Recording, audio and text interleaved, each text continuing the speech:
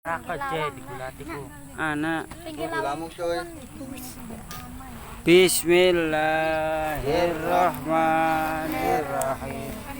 Bismillah ya Rabbi badatu bi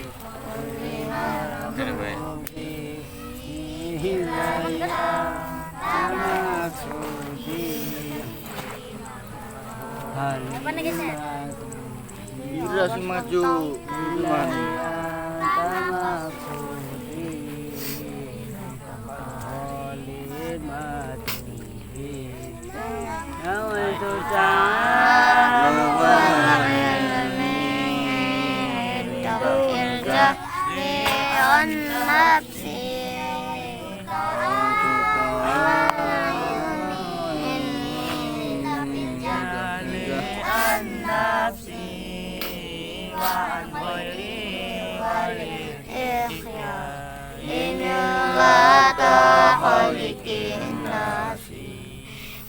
wa mumtasilan awamiraka wa mustaniban nawaiyaka wa hati minka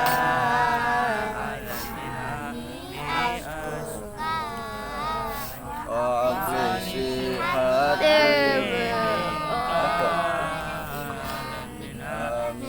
azkuruka ilaina bilang kalbi binuri hudaka ya Rabbi ilahina wirang kalbi binuri hudaka ya Rabbi wa'alimni wa fahimni wa ba'idni minal ghaibi Salatullahi maulana ala toha muallimuna birrahmanu yarfa'una wa yumirat batam minna birrahmanu yarfa'una wa yumirat batam minna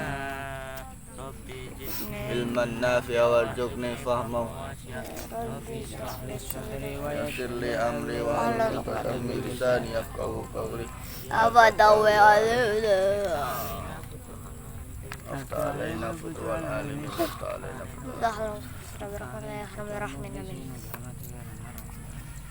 Bismillahirrahmanirrahim. Alhamdulillahirabbil alamin. Wassalatu wassalamu ala sayyidina Muhammadin wa ala alihi wa sahbihi wa alaina ajma'in. Amma ba'd. Faqala rahimahullahu ta'ala wa radiyallahu anhu wa anna wa a'adallahu ulumahu wa asrarahu wa karamatihi ilaina wa zadanallahu bi biharil ulumin nafiyah bi biharil ulumin nafiyah wa nafa'ana bihi wa bi ulumihi fid din wa dunyal akhirah. Qala rahimahullah al-ilmu wal amal, menerangkan ilmu dan amal, pepasangan ilmu karo amal.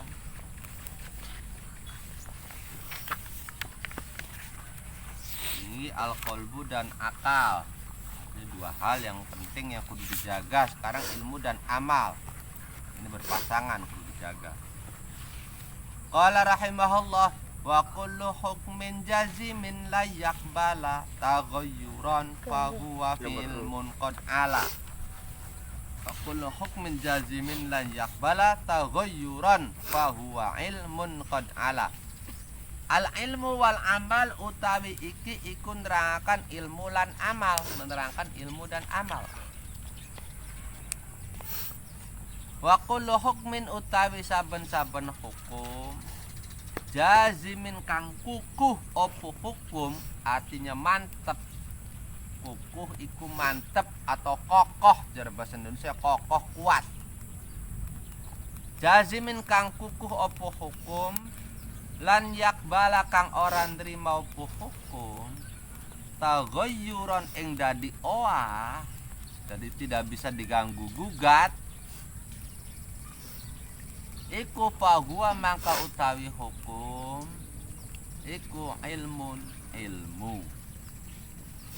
Qad ala kang luhur apa ilmu yang tinggi.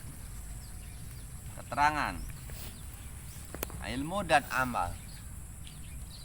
Definisi ilmu itu pirang-pirang, kin loro ilmu kang gampang. Ini pengambilan ini diambil dari Jam'ul Jawame, kitabe ning Jam'ul Jawame.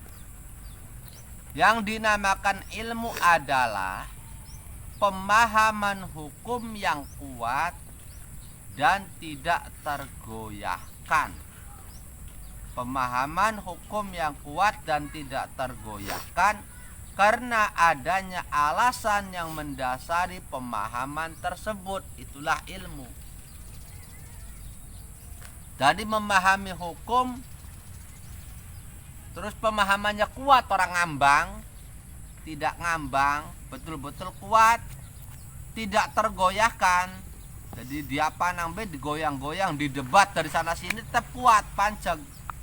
Karena adanya alasan yang mendasari pemahaman tersebut.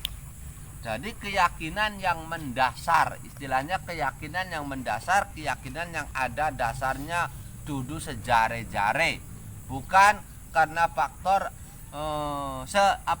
sedengar-dengarnya, tapi dia punya dalilnya, punya alasannya. Seperti contohnya memahami bahwa matahari bersinar terang, matahari ku padang, atas dasar kenyataan yang dilihatnya. Atas dasar kenyataan yang dilihatnya. Seperti ditemukannya hubungan antara terang dengan matahari dalam contoh di atas. Yang dimaksud hukum di sini ditemukannya hubungan atau nisbat antara satu hal dengan yang lainnya, seperti ditemukannya hubungan antara terang dengan matahari dalam contoh di atas. Pengaran ilmu itu bukan hanya sekadar ilmu ngaji doang. Intinya ilmu itu pengetahuan.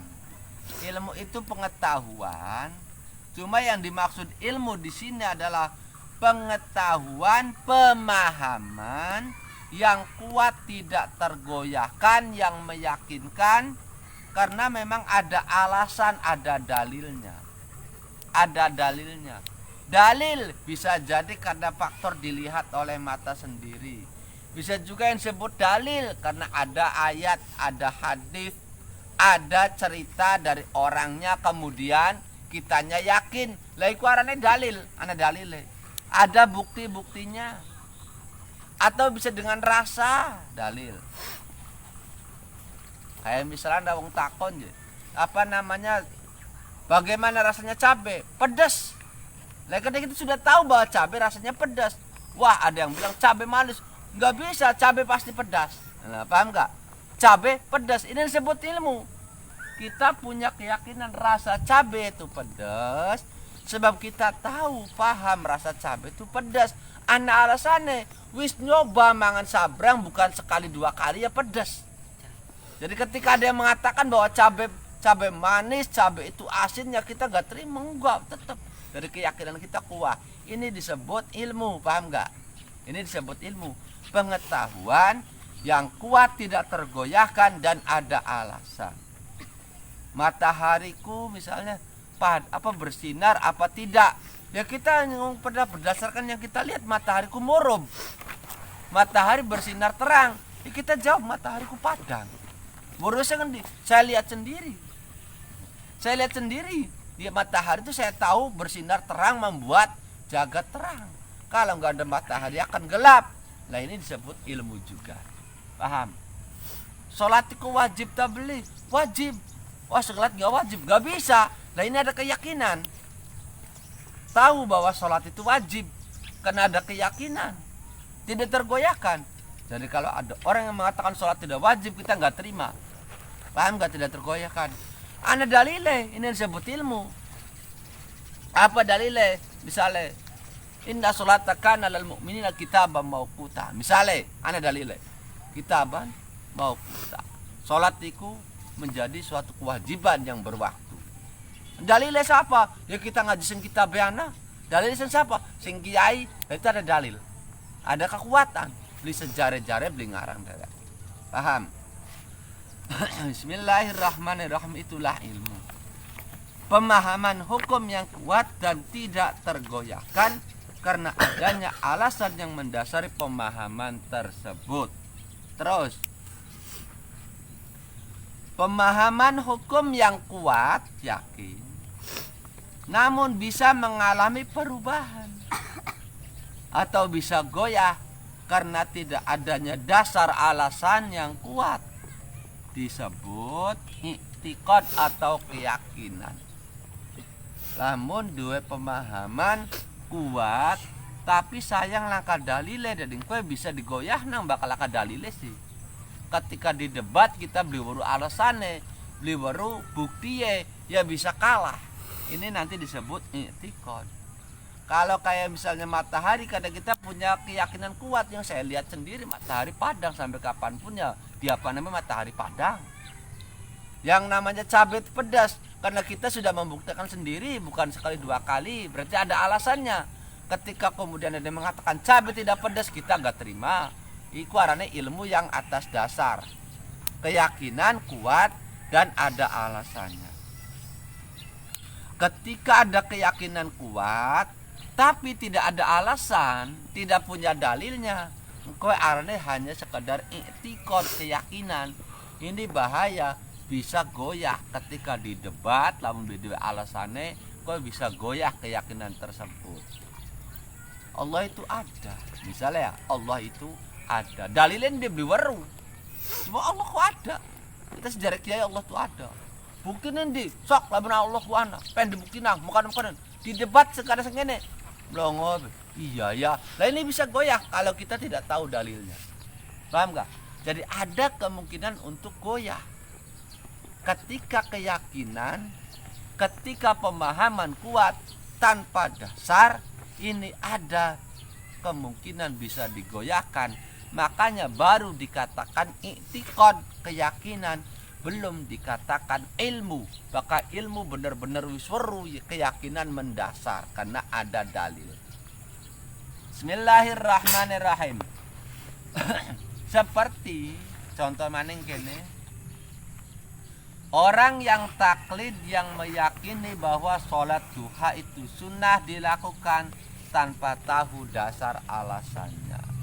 Sembahyang duha ku sunnah, yakin kita ngelakuin duha terus. Kira jar siapa sunnahku? Jare kiai, dalilin deh, hadisin di Quran kan dibeli weru. Lagi hanya sekedar arane masih keyakinan doang, belum nyampe ke ilmu. Bahkan nyampe ilmu baru hadisnya, baru ayatnya. Nah, kadang lo, baru kitabe. Kita baca dari kitabe. Ning apa ning kitab Sapinah ya ana misalnya, ning kitab Bajuri ana, ning kitab Takrid ya ana, berarti kita punya dalil bakakunku. Nah ini yang disebut ilmu. Kalau kita punya keyakinan, kemudian tidak tergoyahkan dan ada dalil. Terus lanjut, misal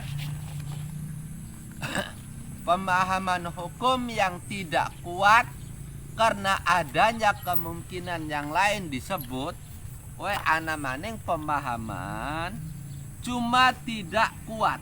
Pemahaman tapi tidak kuat. Apa sebabnya? Ada kemungkinan yang lain. Satu disebut satu arane zon. Yang satu namanya zon atau prasangka yang kuat. Apabila pemahaman tersebut lebih dominan. Lebih dominan. Kayak aku bocah aku pintar. Zon arane. Beli kayak aku bocah bodoh kan kok. Beli pintar kedelangnya sih. Jadi keyakinan kitanya apa? Perkiraan kita lebih dominan yang pinter. Kayak kan bocah pinter. Antara pinter karo bodoh kemungkinan sama. Bocah ke pinter bisa jadi bodoh ya. Pinter bisa jadi bodoh. Jadi ada praduga, ada pengetahuan, hanya bisa sampai kuat. Hanya keyakinan bisa sampai kuat karena ada kemungkinan yang lain. Ngarani si A itu pinter, tapi ada kemungkinan si A juga bodoh. Lah ketika kemudian dalam keyakinan kita kening pinter lebih kuat, kemungkinan bodohnya sedikit, iku arane zon. atau praduga yang kuat. Beli pinter. Ada dalam tanda-tandai, tapi belum sampai ke yakin. Bakal yakin ilmu. Kalau sudah yakin ada dalilnya arane ilmu. Yakin tanpa dalil arane i'tiqad, keyakinan doang. Kalau belum nyampe ke yakin, itu berarti ada kemungkinan sampai 3. Pertama disebut dzon. Kita duwe praduga ngarane wong pinter bisa jadi bodoh. Cuma ning dalam keyakinan kita, dalam hati kita, kemungkinan terbesarnya pintere. Lah berarti arane dzon, prasangka. Bisa dipahami loh. Yang kedua arane waham, praduga yang lemah. Apabila kemungkinan lain yang dominan. Pinter tak beli bocah kayak pinter kan sih. Cuma ragu-ragu. Lebih dominan yang bodoh. Tapi dalam tanda-tanda ke bodoh kayak bocah bloon. Berarti baru waham marane. Nanti disebut waham. Jadi kita mengira orang pintar, mengetahui orang pintar, dia dianggap pintar, cuman kemungkinan bodohnya lebih tinggi. Lah arane waham. Bisa dipaham li? Namanya waham. Tapi kalau kita mengetahui orang pintar, dia dianggap pintar, ada kemungkinan bodoh, cuma kemungkinannya sangat tipis. Berarti kita lebih dominan dalam hati kita menduga dia pintar. Arane dzon, mengira atau menduga. Bakal waham iku hanya praduga atau kira-kira, prediksi yang lemah, perkiraan. Dan yang ketiga adalah syak. Syak itu keraguan-raguan apabila seimbang antara pemahaman dan kemungkinan lainnya. Diarani pinter, yung katon bodoh diarani bodoh katon pinter Dari seimbang antara pinter karo bodoh nanti disebut keraguan-raguan. Pinter beli bocah kun, ya mau pinter mau beli ya kader kita sila iku arane sak keraguan-raguan. Tapi bocah kan pinter tak beli, pinter. Lo bisa pinter dari mana? Dalam praduga saya, dia tuh lebih dominan dalam katon ning ilmu pintere, ning kepinterane. Boleh jadi kena bodoh, bisa jadi. Cuma yang saya lihat tanda-tandanya dia lebih banyak yang pinter. Iku arane dzon.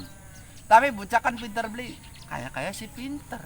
Tapi kan lagi kayak wong bloon lah. Jadi lebih dominan kelihatan bloon arane waham. Tapi bakal syak mang pinter tak beli, bisa pinter bisa beli. Sebab antara keduanya itu seimbang. Dalam keyakinan kita kedua-duanya itu seimbang arane syak itu mang. Bismillahirrahmanirrahim. Contoh, Zaid itu orang alim. Nah, lamun kita yakin benar Zaid wong pintar, tidak punya perkiraan bodoh dan ada dalilnya, arane ilmu. Kita betul-betul tahu bahwa Zaid pintar. Tapi lamun hanya meyakini Zaid pintar tanpa ada dalil, arane kun i'tiqad. Ketika ada kemungkinan Zaid tidak alim atau bodoh, ada kemungkinan bodoh, maka akan timbul dzon, waham, dan syak. Silakan dipelajari. Lamun lebih dominan yang pintere, kita nyangka Zaid pintar berarti dzon. Tapi lamun dzone kang luwih dominan adalah bodoh, berarti kita hanya menduga Zaid pintar, iku arane waham. Kalau ada keseimbangan anak pintar karo bodoh, berarti arane syak atau keraguan-raguan. Mbok pintar, mbok beli ragu-ragu. Terus, Bismillahirrahmanirrahim. Al-ilmu mimma huwa lubbun wa mulah. Wala la takum mimman iftadoh. Hudlubahu la tuksiranna mulhahu. Wahdar aghalitahu da'salisahu. Masih kaidah. Al-ilmu tawi ilmu iku mimma setengah saking barang, termasuk di antara barang. Huwa kang utawi ma iku lubun jantung. Artinya jantung itu inti. Wa mulahun lan piro-piro keelokan atau keindahan, pemanis. Istilahnya pemanis. Walalan dudu lub, walalan dudu mulah. Bukan suatu inti dan bukan pemanis. Lataku aja ana sopo siro iku miman setengah saking wong iftadoha kang dadi keweleh sapa man. Artinya keweleh iku kejebak, ketipu. Tik. Khud ngalapa sapa sira lubahu ing jantung ilmu. Berarti yang penting dari ilmu. Latuk siron aja ngakehaken sapa sira mulahahu ing pira-pira keelokane ilmu. Waktar lan watira sapa sira aghali tohu ing pira-pira masalah kang gawe sebabe luput dak ninggala sapa sira salisahu ing kaping telune jenis ilmu. Al ilmu mimma huwa lubun wa mulah wala lataku mimman iftado. Ilmu itu termasuk salah satu yang memiliki 3 bagian. Ada yang disebut jantung, lub, jadi kang pentingnya. Ada yang disebut mulhah, pemanis, dan ada yang disebut lawala. Bukan inti, bukan jantung, dan juga bukan pemanis. Hati-hati kudu bisa membedakan. La taku fi mimman nifadoh. Khud lubahu la tuksiron namulhahu. Ambil ilmu kang inti, jangan memperbanyak ilmu yang tidak penting. Wakhdar aghalitahu dak salisahu. Keterangan. Macam-macam ilmu dari sisi manfaatnya ada 3 jenis. 1 disebut lub, jantung atau pokok atau inti. Lub itu jantung, pokok atau inti. Mulane ulil albab, orang-orang yang memiliki jantung artinya memiliki hati. Yaitu ilmu-ilmu penting yang bermanfaat baik di dunia maupun di akhirat. Seperti ilmu tauhid, fikih, nahwu, shorof, ilmu umumnya matematika, sebab kita perlu ngitung-hitungan beranjak bobodo dan lain sebagainya. Ilmu itu ada 3, 1 disebut lub, ilmu penting, ilmu inti, ilmu jantung, pokok. Ilmu agama fikih, tauhid, awas. Fikih, tauhid, terus tasawuf. Nahwu shorof manjing lub, sebab kunci paham gak? Nahwu shorof bisa manjing lub, sebab kunci untuk mendalami ilmu yang lain, khususnya untuk santri. Karena santri adalah pengkaderan. Dan pelani nahwu shorof manjing lub. Lah menung kang wis tua-tua jadi diajarin nahwu shorof percuma. Kang tua wis beli nyambung otake. Kang paling inti fikih, tauhid, tasawuf. Ya. Ilmu fadilah kok enggak begitu wajib. Fadilah salat berjamaah, fadilah sedekah, itu hanya pemanis doang.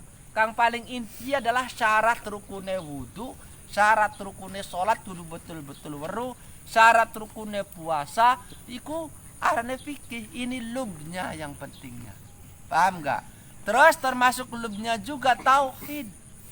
Aja pada wuru wujud kidam bako kune bae artinya apa?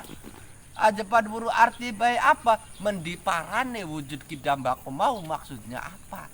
Toli dalilnya apa? Ini ilmu lub. Baka santri ngaku sorop jelas lub, sebab santri itu adalah pengkaderan. Pengkaderan santriku. Kalau tidak ada pengkaderan akan musnah ulamaiku. Ketika tidak ada pengkaderan, satu persatu tokoh diambil, maka tidak ada pengganti. Regenerasi nggak ada. Dari mana bakal santri pengkaderan, pengganti, penyiapan bibit-bibit unggul. Pulane nahwu shorof termasuk lub, ilmu inti. Ya di Roknang Nairobi. Ya. Termasuk ilmu inti nahwu shorof penting. 1.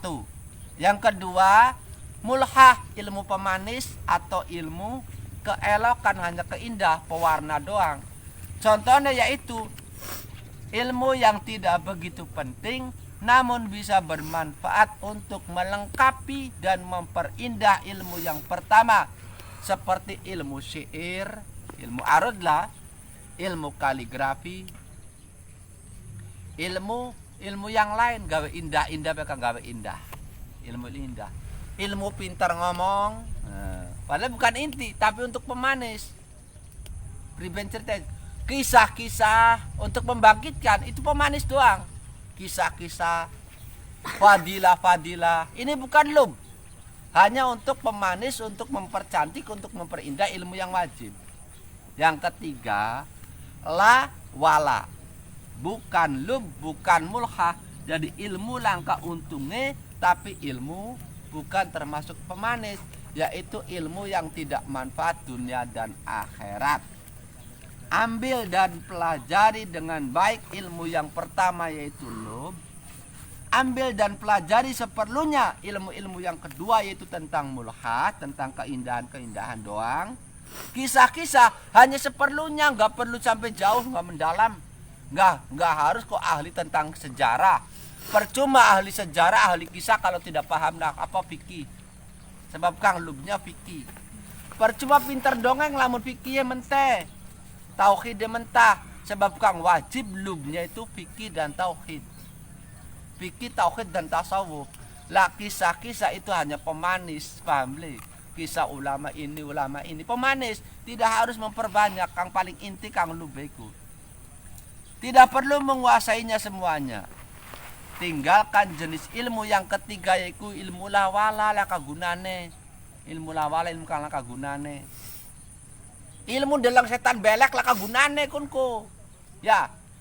Ilmu delang setan belek laka gunane. Ilmu kang lubeku nahwu sorob fikih tauhid. Ilmu pemanis adalah tentang fadilah ibadah, tentang kisah-kisah. Ilmu gulati setan belek itu lawala, tidak ada manfaatnya, titik. Saya katakan la wala. Lah kenapa lebih tertarik gulati ilmu setan belek? Ya setan belek kedewek gue bakal tertarik di ilmu konon.